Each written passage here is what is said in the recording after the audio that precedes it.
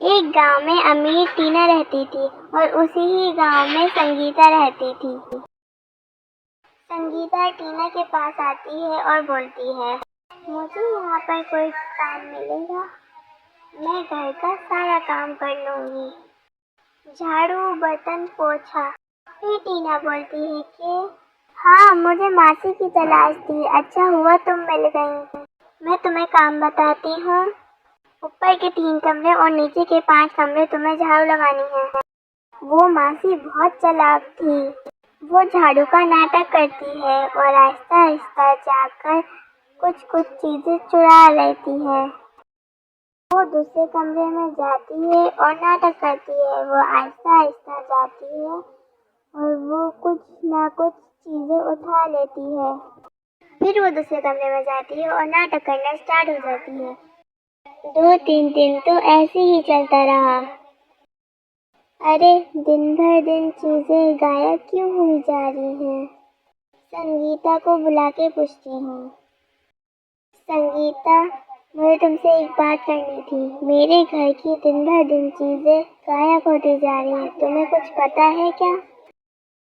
Madam, मुझे नहीं पता कि आपकी चीजें कहाँ गई हैं। मैंने घर का सारा काम कर लिया है, मैं जा रही हूँ। संगीता बहुत भाग भाग के जा रही थी और टीना को शक हो गया था। मुझे तो इसी पे शक था, पक्का इसी ने ही मेरी सारी चीजें चुराई होंगी। संगीता भाग भाग कर अपने घर पर आ जाती है। संगीता बोलती है कि शुक्र मैं बच गई, वरना तो मैं पकड़ी जाती।